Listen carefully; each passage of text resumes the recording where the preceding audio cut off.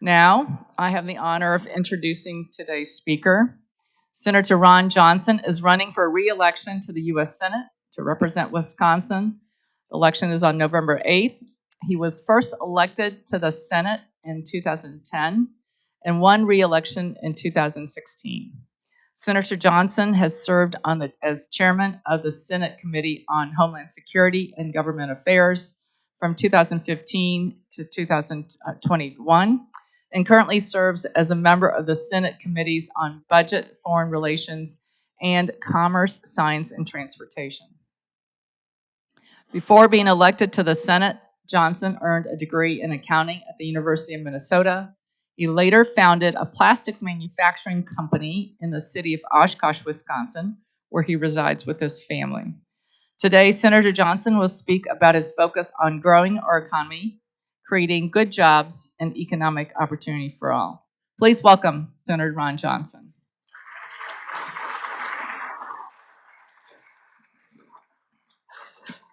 Thank you, Karen. First of all, thank all of you for coming, and thank you for inviting me here. Also, thank you for being involved in Rotary. I think it was Alexis de Tocqueville, she toured America in the 1800s, pointed out that really what separated America, what made America unique, is these community and civic organizations that Americans flock to, whether it's our churches, whether it's Chamber of Commerce's, Rotaries, that type of thing. It's that community activity that keeps us bound together as people, as communities, as states, as a nation. So again, I really value the fact that you're involved in an organization like this. It's my own personal background. I started that business in manufacturing, focused on that. But as the business grew, as we got experienced managers, it allowed me to do more volunteer work. And one of the things I was asked to get involved in is our local chamber. And I served on the Partners in Education Council, the PI Council. And it, quite honestly, was the most liberal of college professors and the most conservative of business leaders. Politics never came up. It literally never came up because we were all focused on areas of agreement. What could we do to improve education of the kids in Oshkosh? And because of that effort, by the way, one of our initiatives, if we weren't the first, we were one of the first school districts in the state to require financial literacy as a requirement for graduation. I think that's now a statewide standard. Again, focusing on what we need to do to improve education. So that's my background. That's what I believe in. How I got involved in the United States Senate is kind of a different story, but what I bring to the table is based on who I am and what my background's been. Now, I was raised, fortunately, by two loving parents of deep faith. A lot of people always say, I've worked hard all my life. Well, that's because my mom made me. And I get that connection. But again, understanding how working together in a community organization like that, how you can actually accomplish things, certainly colors my frame of, really the function of government today. We've literally turned the foundational premise of this nation on its head. Our founding fathers, I believe, were geniuses. I think the founding of this nation was a marvel. We're not a perfect nation, but I think we're a phenomenal force for good in the world. But our fundamental premise of the founding was government close to the governed, where it is less partisan, it's more accountable, it's more efficient, it's more effective. About 100 years ago, a little more than 100 years ago, the federal government consumed about 2% of our economy, and state and local governments were consuming about 5%. That is limited government, and it's government in the right spot in the states. Again, where it's more accountable, efficient, more effective. Last year, I think the federal government was 28% of our economy. Now, obviously, that was a large amount of COVID spending, but we're on path right now about 24% of our economy. State and local government's probably in the 15% range. And so the federal government has taken over governing. It is the major tax collector. It is the entity that is mortgaging our children's future with $30.8 trillion in debt. That concerns me. It ought to concern all of us. It's why I ran in 2010, because back then we were $14 trillion in debt. Today we're $30.8 trillion in debt. And unfortunately, so many people are just whistling by the graveyard here in terms of an impending financial crisis. I think we're seeing the beginning of it. What do you think 8.2% inflation is? It's a verdict on our fiscal irresponsibility. It's a verdict on having this massive debt level. But this is just the beginning of it. If we were to return to what was a pretty normal interest rate the last 3 decades of the last century, 5.4%. Mortgage rates today are higher than that. I would view 5.4% a pretty reasonable rate of return if you're going to loan somebody some money and take a risk, 5.4%. Well, we've been keeping interest rates artificially low at the federal level, right now about 1.4%. If global creditors start looking at the United States and say, you're kind of a credit risk. I'll keep loaning you money, but not at that rate. If the credit markets start getting tapped out and we would return to that 30-year average of 5.4%, that would add $1.2 trillion to our interest expense every year. $1.2 trillion. This year we'll spend just shy of $6 trillion. You can understand how disruptive that would be. I hope you understand how disruptive inflation is. $1 that you held at the start of this administration is now worth 88.3 cents. If you're a senior on a fixed income, that's devastating. If you're a senior on a fixed income that was fortunate enough to have a little nest egg, let's say $100,000 for ease of calculation at the start of this administration, that $100,000 in effect is worth $88,300. That's what fiscal irresponsibility does to every citizen. That has to stop. I know the program said I was going to talk about the economy. Well, that's where we have to start, isn't it? Table stakes of a stable and growing economy, though, is a secure nation, safe neighborhoods, a safe community. And because we're spending all this money on so many other things, we're not spending what we probably ought to spend on national defense. We're not spending what we should be spending on law enforcement. I just met with the Milwaukee Police Association yesterday. And I'm asking them, to what extent is the whole defund the police movement, how is that affecting what you do? It has a dramatic impact. First of all, and I've been talking to sheriffs all around the state, the recruitment numbers are way down. Number of law enforcement officials is way down. We were at a high of 14,400 law enforcement officials in 2008. They were at 13,400. 1,000 less. And where sheriffs used to, when they start recruiting for new deputies, might have had 100 applicants, they're maybe down to a dozen. Because of the hostility in some quarters toward law enforcement, police are backing off. They're not policing the way they used to. They'll answer calls, but if they see something, they back away. They don't want to be accused of violating people's rights as they try and enforce the law. When you see the fact that murders in Milwaukee have increased 70% since 2019, going from a little over 100 to now over 200, you see we're on pace about 20 or 22% higher this year to date than last year. When you see the record carjackings, we see that general level of lawlessness, that ought to concern all of us. Because to me, table stakes for a strong economy is safety and security, stability. I'm a business guy. When I took a look at pricing, I'd much rather have a higher price that's stable than widely fluctuating prices. Instability is the worst thing you can possibly have for economic activity.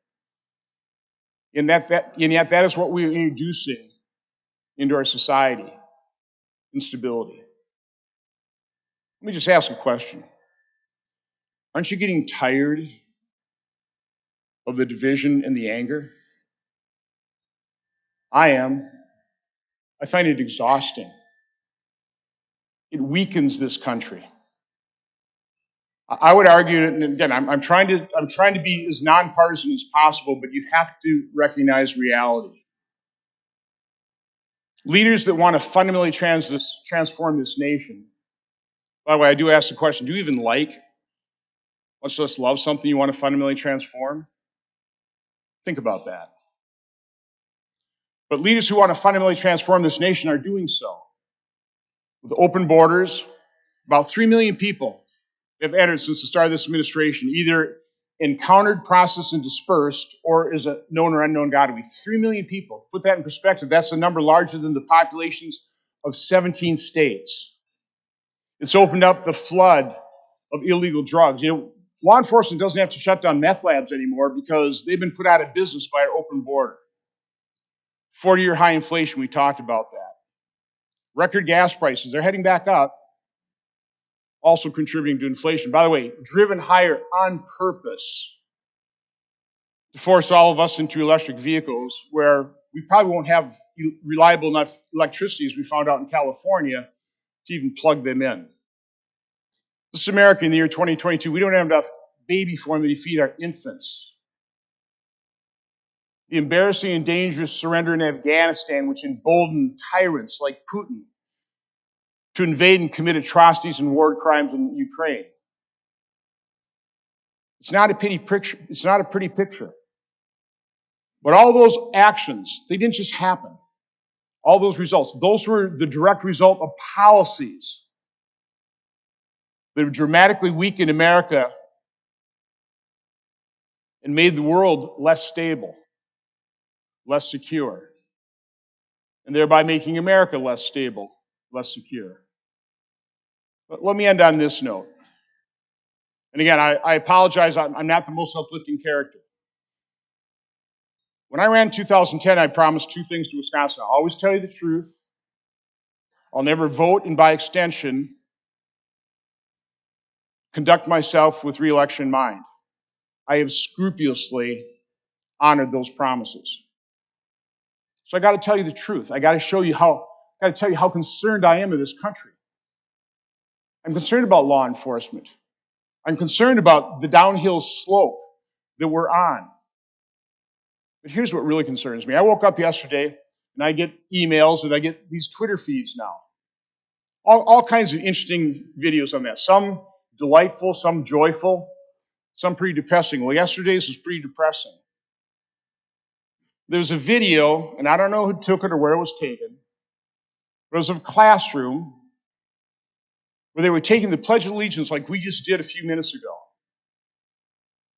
There were probably 6 or 7 students standing taking the pledge, and the rest of the students were just sitting at their desk doing something, but not pledging allegiance.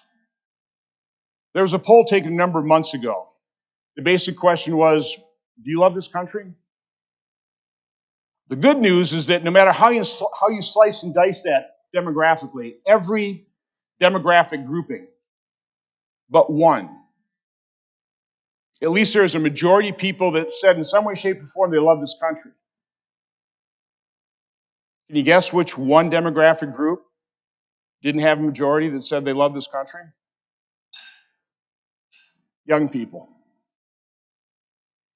Now, I will pretty well assure you that in this land of plenty, this marvel that we call America, not perfect, as I said, a phenomenal force for good in the world, those young people weren't born with a bias against this marvelous country. That was indoctrinated into them. And I don't know about you, but that concerns me. We better get our education system right. We better start teaching our children the basics. We better start promoting how good Americans are and how good America has been and can be. But with that, I'm happy to answer any questions parents are willing to throw at me here. Thank you.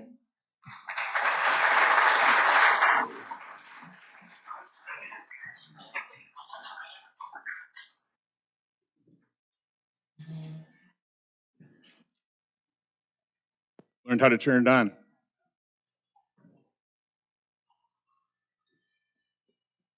Okay. Can you hear me? All right. Senator, again, thank you for being here. We've got quite a few questions, as we mentioned earlier, from Rotarians spanning a number of different topics. Can you hear me? Okay. Thank you. So we have quite a few questions spanning a range of different topics. So we'll go through and try to cover at least all the topics, and there might be some clustering of questions. The first question that we'd like to start with is, do you agree that voters are entitled to have candidates answer a direct question with a direct answer?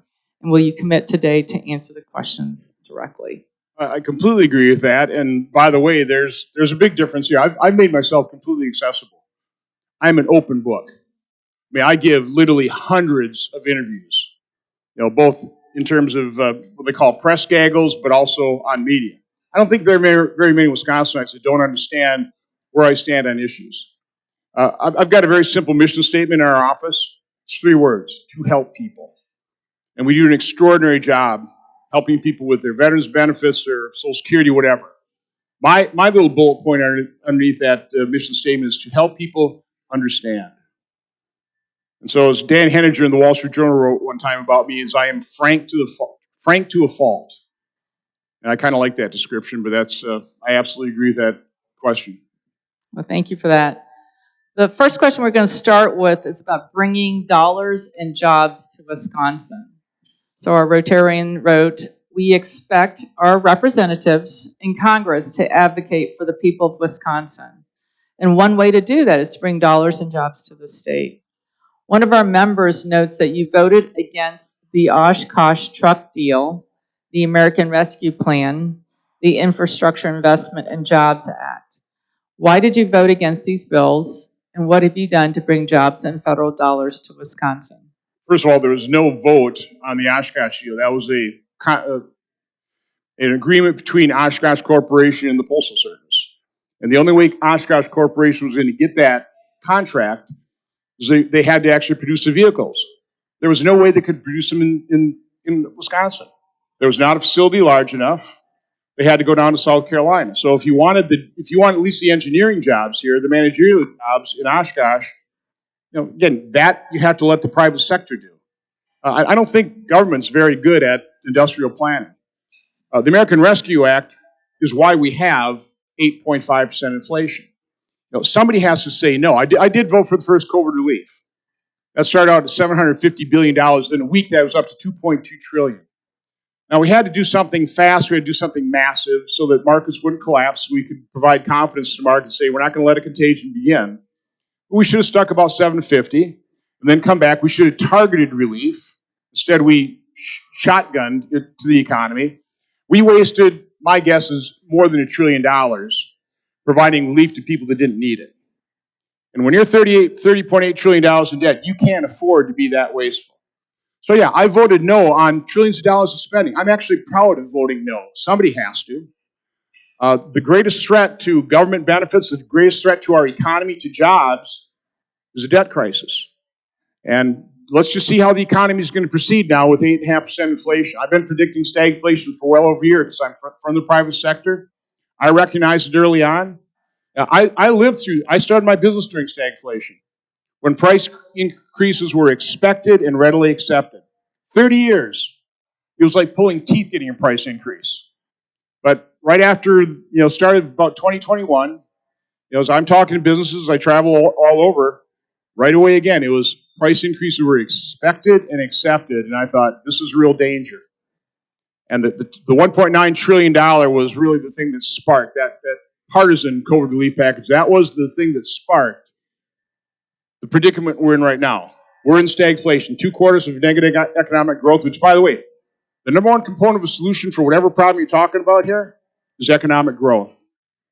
And right now we've had 2 quarters of negative growth, and I would argue one of the reasons is because we have low labor participation rate and we don't have a functioning legal immigration system. We're going to need 2.6 million new workers per year just to grow our economy at 3%, which is the bare minimum of growth, if we hope to not have that debt bomb go off. So that's kind of where we're at right now. All right, thank you. Our next topic is going to be about same-sex marriage. So Senator Johnson, as you know, Senator Baldwin is working on a bipartisan bill to protect same-sex marriage rights. She's doing this because the Supreme Court recently took away the right to an abortion that women had access to for 50 years. With the court tossing out longstanding precedents and taking away previously enjoyed rights, it's only reasonable that some of us want to ensure our current freedoms will be protected well into the future. That being said, the Rotarian's question is, would you support Senator Baldwin's bipartisan bill to protect same-sex marriage rights should you be fortunate enough to be reelected? You initially said you did not see a reason to oppose it, and then you said you opposed it. My husband and I would like to know what your answer is. Sure. Well, first of all, that was a very early reaction, and then I actually listened to people. And first of all, the Supreme Court decision codifying gay marriage, that'll never be overturned. It's completely different than Roe. Roe is prospectively protecting life, overturning Roe. Obergefell basically is, if we overturn that, you'd be affecting people retrospectively. You'd be disrupting people's lives, which I don't want to see happening. But again, even though I know Justice Thomas said, it was wrongly decided, it really doesn't make much difference because stare decisis will protect that decision. So this bill is completely unnecessary. That Supreme Court decision will never be overturned. I would argue that this is just one more example of the other side never leaving a wound healed. And the people I was listening to were highly concerned about the impact of codifying this, which would go further than the Supreme Court decision, against religious liberty. So the only way I would support a bill like that is if we had very strong protections for religious liberty. What I've seen so far would probably not be strong enough. But again, I've got an open mind on this. I do not want to disrupt millions of people's lives. I don't think they're threatened at all. I think this is really scare tactics. Senator, we have quite a few questions around election and election fraud and election integrity. So I'll cover a few of them. The first one we'll start with is this one. It says there are irregularities and mistakes made in every election. Policy questions also arise as to how to handle nursing home voting, drop box voting during a pandemic. Putting aside such typical irregularities or policy disputes, are you aware of any specific evidence that there was material voter fraud in the 2020 election? And there's some follow-up after that. Well, first of all, proving fraud after the fact is extremely difficult. What happened in the 2020 election is, take a look at what the Baker-Carter Commission found in terms of potential election fraud. They said absentee balloting is probably the area where most fraud could occur. So during COVID, we nationally doubled the number of absentee balloting. And certainly here in Wisconsin, we relaxed so many of the controls over absentee balloting. By the way, contrary to state law. The Wisconsin Election Commission just issued these guidances that were contrary to state law. I think all of our efforts ought to be directed toward restoring confidence in our election system. It's why 80% of Americans agree with voter ID. They don't want their legitimate vote canceled by a fraudulent one. I agree with them. So what we need to do is tighten up those controls, because I don't care whether you're a Democrat, Independent, Republican. You need to have confidence that whoever wins, Democrat, Independent, Republican, that's the legitimate result. Now, I stated in the hearing I held on the irregularities of the 2020 election back in December 2020 that it's an unsustainable state of affairs in America, where you go back to 2016 and half the electorate thought that was an illegitimate result.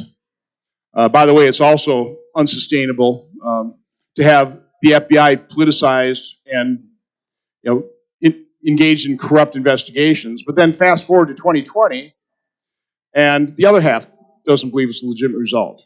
We've got to restore that confidence. This is unsustainable right now. I can tell you in terms of, here in Wisconsin, we're doing everything we can in terms of election integrity to make sure that our laws are followed and that we can prevent any potential fraud on the front side so we don't have to worry about it afterwards, so that we all have confidence the night of November 8th. And by the way, I hope Milwaukee can get their vote count in on time. That certainly doesn't restore confidence. It's like, what's the deal there? everybody else can get their votes done. Figure out a system to get the votes counted on time, so we're not waiting till 1 o'clock in the afternoon the following day when they know just how many votes they might need. It's, again, that dramatically reduces confidence in our system. So again, the goal is increase, restore confidence in our election system. So a couple of follow-ups on that question in your comment here is that, you've mentioned that voters have concerns about the integrity of the last election, and you've mentioned some of these pieces. Isn't the only reason, this is the Rotarians' question, isn't the only reason large numbers of Americans have this concern is because leaders who they trust have reportedly told them there's something to be concerned about and that the election was stolen? So go back to 2016, what happened there? No, I think that, it's irrefutable. There are irregularities, observers who couldn't observe. Again, we doubled the number of absentee ballots. We relaxed so many controls. Whether it's indefinitely confined, whether it's curing of ballots, whether it's what happened in our nursing homes.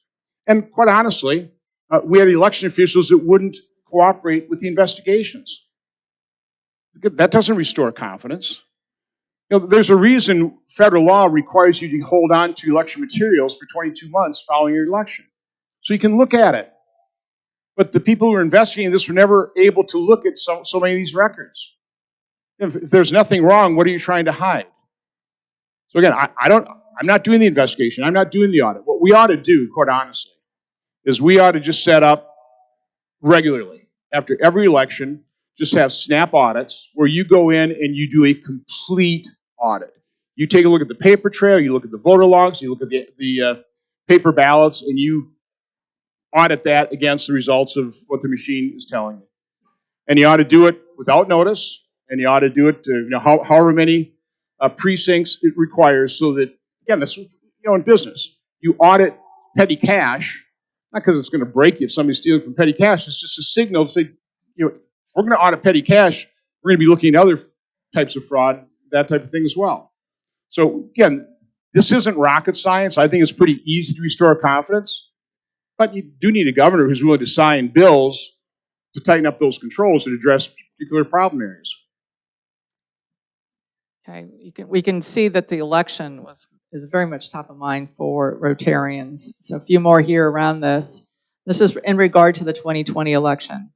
So you've described the January 6th riot as largely a peaceful protest. Many Americans were disturbed that without evidence of widespread voter fraud, President Trump believed the election had been, quote, stolen, and did not support the peaceful transfer of power, a hallmark of our democracy. Do you believe the election was stolen? I've never said that. I acknowledged the day the Electoral College voted that Vice President Biden was our president-elect. I actually was on talk radio between that and January 6th saying I envisioned no scenario in which any of his electors would be disallowed. I mean, that's record. That's what I said. There's another point I was going to make there, but...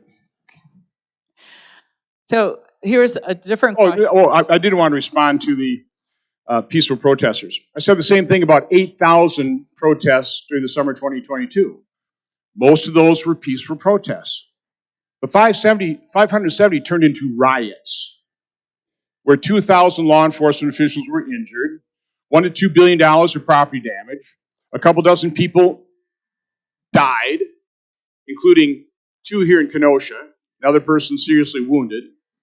I had a problem with that violence, just as I had the problem with the violence on January 6th. I condemned it as soon as I saw it. I did say I was never afraid on January 6th. It's true. I was in the Senate chamber. They closed the doors. My assumption was that there were a couple crazy people got by security. We didn't know what was pulling off. About 5-10 minutes later, they opened up the door, go back to your office. I went back to my office. Then I saw the violence. I immediately and forcefully and repeatedly have condemned the violence on January 6th, but I also condemned the violence during the summer 2020. It seems like certainly our media in one side of the political spectrum ignores 570 riots and only want to focus on the riot on that one day. I condemn all violence. I condemn all riots. And I acknowledge that most of those protests, even this summer, were largely peaceful, as was true of most of the people attending on January 6th. That's just the reality. That's the truth. You know, we could go a few different directions here, but I think I'm going to just stay with January 6th and then come back to the election since you're on that trail. In February on WISN radio, you stated that the events at the Capitol on January 6th did not seem like an armed insurrection to me. Can you address the concerns of those who feel that your comments reflected your support of those protesters and the former president rather than reflecting fair response to the nature of your conduct? Would you have made those exact comments if the protesters had been supporting Black Lives Matter movement or seeking to disrupt the Senate vote to quit President Trump? Well, first of all, there weren't thousands of armed insurrectionists. I asked the question of the FBI agent at a hearing on this and said, how many firearms were confiscated either in the Capitol or on Capitol grounds? I didn't know the answer. For all I know, it was going to be 1,000. No, zero. Zero. Now, the summer protesters did teach us all how you can use flagpoles, that kind of stuff, as weapons. But to call what happened on January 6th an armed insurrection, I just think is not accurate. You saw the pictures inside the Capitol. I saw them that day. The armed insurrectionists staying within the rope lines in the rotunda. I'm sorry, that's not what an armed insurrection would look like. And I don't think you'd be able to reopen Congress about 6 hours later and complete the counting of the electoral votes if there literally had been an armed insurrection. So again, I realize that term has been used to inflame the situation. I think it's grossly inaccurate. But I understand what one side of the political spectrum is trying to do. They're trying to paint half of America as potential domestic terrorists or semi-fascists. And that's what's dividing this country. I mean, again, it's just not an accurate description. By the way, and I would say, we can keep talking about January 6th, but other than in a setting like this, as I travel around Wisconsin, nobody's talking about that. They're talking about, again, record gas prices, 40-year high inflation, those types of issues. We can appreciate that, but we certainly had quite a few questions from Rotarians about election and election integrity and election fraud in January 6th. I'm going to move us on, and then if we have time, I'll come back to a couple other questions about elections. The next one we're going to talk about is the Supreme Court. And the 2016 interview, during an interview with Robert Siegel in regards to President Obama's nomination for the open Supreme Court seat, you were quoted as saying, "Why not let the American people decide the direction of the Supreme Court?" That was 264 days before Election Day. In 2020, it took 38 days from the death of Ruth Bader Ginsburg to nominate and confirm Amy Coney Barrett, and she was confirmed a mere 8 days before Election Day. The Rotarian's question is, what has changed? Well, first of all, understand who really laid down that rule. As Joe Biden, that'd be Chuck Schumer, in terms of, they weren't going to consider President Bush's nominees. So a completely different circumstance. You've got a president of one party and a Senate controlled by the other. I mean, a Supreme Court nomination it involves two branches, well, three branches if you consider you're putting somebody on the Supreme Court, but in terms of process of nominating confirmation, the executive, the president nominates, and the Senate confirms. That's the process. So we basically said, as a Republican Senate, this close to an election, we're going to let the American people decide the direction of the court, and they did. I think it's completely legitimate. In the case of Amy Coney Barrett, you had a Republican president with a Republican Senate, and so we nominated and confirmed. That's exactly what the Democrats talked about doing as well. That's exactly what they would have done. We have a question on abortion. U.S. Senator Lindsey Graham introduced a bill that would create a national ban on abortions after 15 weeks of pregnancy. If you had to vote today, how would you vote on this bill? First of all, I don't agree with having 535 members of Congress decide this for America either. I don't think 9 Supreme Court justices should have.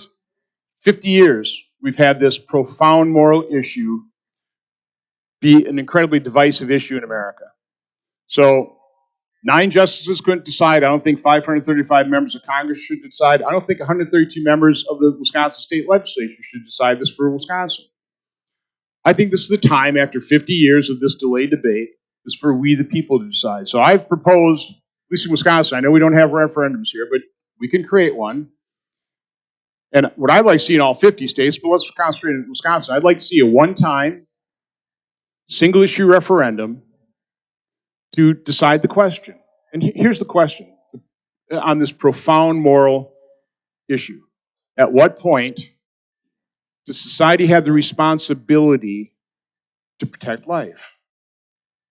I don't think this is an either or. I think the reason it's such a profound moral issue is you have to balance the rights of a mother with, at some point in time, the rights of an unborn child. I think we all agree that society has a responsibility to protect life, certainly outside the womb. I think if you take a look at general polling, most Americans believe at some point in time, it's probably in the 15 to 20 week range. Again, I don't know. We haven't put the question to the people. That's what we need to do. At what point does society have the responsibility to protect life? I've got my own views. You all have your own views too. What I'd like is one vote as part of maybe 3.5 million votes in Wisconsin, determine what that point would be. And I've actually got a sample referendum, a sample ballot on how we do that. 10 choices. And let's vote. But let's take the time to have the thorough and thoughtful and compassionate discussion that, what does life look like at each stage? What is that unborn child capable of in terms of feeling or viability? What does an abortion look like at each stage as well?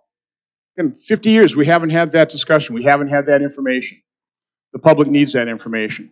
So I don't want to impose my viewpoint on anybody. I want we the people decide that one question. I'm going to ask you about veterans. We sit here today in the War Memorial Center. What have you done to support our active duty military and our veterans? Well, first of all, I've always supported funding for the military when it's segregated. Always supported the National Defense Authorization Act so that we authorize our military. But first and foremost, just like with law enforcement, I appreciate them. And I express my appreciation. They're the finest among us. And that's the first thing we need to do. And one of the reasons I'm talking about the fact that we're not spending enough on defense right now. Back in the 70s and 80s, we were spending a little under 6% of GDP. Then obviously the Soviet Union was ended and people were talking about the end of history, and so we talked about the peace dividend. We're barely spending more than 3% of our economy on defense right now. It's just not enough. We don't spend enough on law enforcement either. So I think just acknowledging that fact and supporting that as a top priority of government is probably the greatest support I can give. On the topic of immigration, in light of the trouble that farms, factories, and food service operations are having, or getting open positions filled, is there anything that can be done to relax or speed up the immigration process to get more entry-level labor into the market? Well, among the many tragedies of the open borders of this administration, we have to recognize we pretty well shut down the flow of unaccompanied children, of family units exploiting our laws. We'd actually cut in half the number of single adults coming into this country. Until the presidential campaign and every Democrat presidential candidate said they were going to stop deportations and offer free health care. Then the number of single adults started increasing. Biden took office, boom. We went from, when Obama said we had a humanitarian crisis with 2,000 people encountered or apprehended a day, last 4 or 5 months, it's been 7,000 people per day. And the human depredations, the human traffickers, from those evil people on the planet, what they do to those illegal immigrants is not humane. But one impact, and a very tragic impact, is to set back legal immigration reform. We're a nation of immigrants. Every new wave of immigrants that's come to this country, first of all, they love this country. They want what we have. They appreciate it far more than, I'd say, those kids that weren't standing to say the Pledge of Allegiance. So I would welcome legal immigrants. As I said, we need to increase our labor supply by 2.6 million people per year just to achieve 3% growth. We're not even close to that in terms of birth rates. So we need a functioning legal immigration system. By the way, I was working on one with the previous administration. Would have taken visas from 100 down to about 6. award them based on a metric system tied to our economy. I did propose a piece of legislation for a guest worker program managed by the states. Certain states don't want immigrants, fine, but we would need them in Wisconsin. It's really the first issue when I started campaigning in June of 2010 at Farm Breakfast, found out immediately that farmers need workers. But I knew that because I was in manufacturing. I hadn't been able to hire enough people for our manufacturing business for probably 10, 20 years prior to that. We're kind of tapping out the labor force for manufacturing, for farm labor, that type of thing. But I could get into some of the reasons why. But no, I fully recognize we need a robust and functioning legal immigration system. All right, we have roughly about 5 minutes left, so quite a few more topics that Rotarians are interested in. Try to talk fast. Well, there's a lot of interest from Rotarians to hear what you have to say. So in terms of climate, what do you believe that climate change is being caused by a significant part of human activity? And there's a follow-on to that one. Well, first of all, I think the real question is, what can we do about climate change? Just real quick question. There's a Vostok ice core sample, 400-some thousand years of geologic time. There's like 4 or 5 different, peak to trough variations. Anybody want to know what that variation is? 22.7 degrees. 20,000 years of the Greenland ice core sample, it's about 20,000 years. It's 6.7 degree variation. Here's a little quick question here. Everybody's concerned about the rise of sea levels. Anybody want to hazard a guess how far the sea has risen in the Bay of San Francisco since the last glaciation period? 390 feet. So my point on climate change, I've never denied it. I just don't think there's a whole lot we can do about it. And there's no sense, bankrupting our nation trying to do things that are pointless. China's not going to reduce CO2 emissions. India's not going to. They need power for their people. We need power to power our economy. You're not going to power our economy with solar and wind. That's a fantasy. It's a complete fantasy. We can't do it. So we recognize that reality. Now, I'm a huge environmentalist. Got to be concerned about groundwater. I don't want to see the rainforests depleted. Coral reefs. I don't want to see whales hunted. I'm a huge environmentalist. But let's be honest in terms of what we need to do to power our economy for the benefit of people, and let's not, do all these self-inflicted wounds, which is what, $369 billion, that was what we just spent. $369 billion on what I would call the Green New Deal energy boondoggles, like Cylinder. We can't afford $369 billion. But this is going to be pointless. Okay. This is a question for people about people of color. Please cite 3 things that you've done in your time that you've accomplished to advance the well-being of people of color in Wisconsin.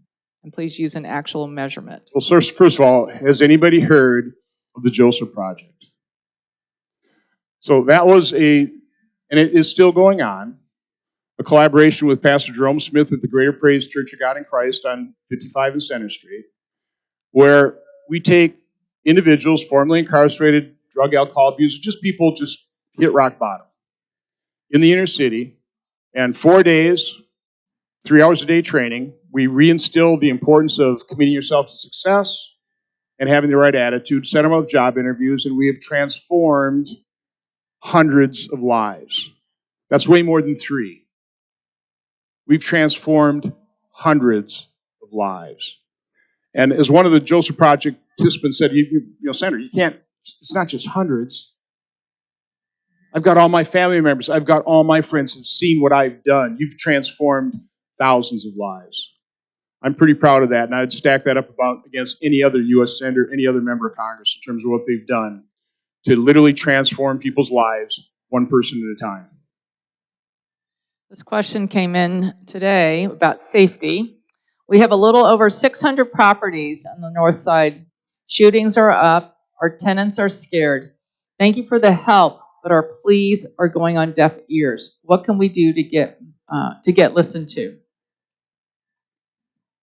Well, I certainly hear you. That's why I met with the Milwaukee Police Association, and I'm so concerned about what has happened in terms of dispiriting them. When I see any law enforcement officer, the first thing I do is go up, I say, thank you for your service. If I have a little time, I said, please, please, don't be dispirited. the vast majority of Americans, Wisconsinites, truly appreciate what you do, understand your service and your sacrifice. And it's literally the loud and obnoxious few that are calling for defunding and are hostile to law enforcement. We need law enforcement. In terms of local state government, it ought to be the top priority in terms of spending. And unfortunately, it's not. Again, you cannot have a strong economy. You can't have opportunity. You can't have prosperity if you don't have safety and security. And I think we've forgotten that in our society. People love benefits. That's why we're $30.8 trillion in debt. And politicians like delivering benefits. They don't mind whistling past the graveyard. I'm just that, not very uplifting individual that's saying, it's just not possible. We can't keep printing money. We actually have to prioritize spending. And the priority ought to be on national defense and local and state law enforcement. All right, we only have about 3 minutes left, so I'm going to try to combine a few things here. One is about government gridlock, and another one, your accomplishments. Government gridlock and your accomplishments. Okay, so I'm going to do a combo here. Our country, in terms of gridlock, has very serious challenges now and into the future. We elect and pay you and your colleagues in Congress to fix these problems, and that's your job. During the last 30 years, the reality is neither Republicans or Democrats, even if they've had complete control, have been able to address or repair any of our pressing problems. Not immigration, not education, not healthcare, not infrastructure, not climate change, not budget deficits or anything else. What needs to change, and how can we move forward on these issues? Well, first of all, prior to COVID, we were spending, I think, about $4.4 trillion. During COVID, we spent 6.5 and $6.8 trillion. This year, we'll spend just under $6. We've added $7.5 trillion to our debt in 3 years. It's unsustainable. So in terms of gridlock, quite honestly, I would rather have gridlock than $7.5 trillion of added deficit. In terms of what I've accomplished, I'm not sure that was in that question. I'm pretty proud of what I've accomplished. I'm pretty proud of the Joseph Project. I'm pretty proud of Right to Try, which is a bill that I championed. I got that passed. That is saving people's lives, even in COVID. There's a drug. It's not, the FDA wants to do another study, but because of Right to Try, it's available. But literally saving lives at the end stage of COVID, days away from death. One doctor is using it in Houston, this drug called Vipidil, Zysami. 16 out of 19 end-of-life patients, they're signing their last wills and testaments, walked out of the hospital healed because of Right to Try. I talk to doctors all the time saying they've been able to use it and it's helped people. And in terms of the tax cut, Republicans in their tax cutting plan were only going to cut taxes for 5% of American businesses, the C Corps. I don't think a lot of my colleagues even understood that that's all they were doing. But because of my background, because I was a pass-through entity, I raised my hand and said, guys, we can't leave 95% of American businesses behind. We can't put Main Street businesses, small businesses, at a huge competitive disadvantage to the big guys. We would have gone from a 7.7% differential to 23.8%. So it was because I dug my heels in. I withstood the scorn of Wisconsin Talk Radio. Took the snarly phone calls from the Oval Office. I made sure that every American business got a tax cut. It wasn't just for, listen, when you cut taxes for every business gets tax cut. The distorted ads, distorted tax on me is I did it for myself and a couple supporters. Now, 20 million tax filers. 20 million tax filers took advantage of that tax cut I made sure that they got so they could stay competitive. And I can't tell you how many business owners have come up to me and said, thank you for that. I was able to survive the pandemic because of the money I was able to save and weather the storm. So I don't know. I see the dysfunction in Washington, D.C. I see what other senators have done. I don't think there are very many senators that can put their record up against what I've done in terms of significant accomplishments. So I'm proud of that, and I just hope Wisconsin will understand that as well. Well, thank you, Senator, for spending this morning with us. We're out of time. And thank you for answering these questions from our Rotarians covering a range of topics. Thank you, Karen.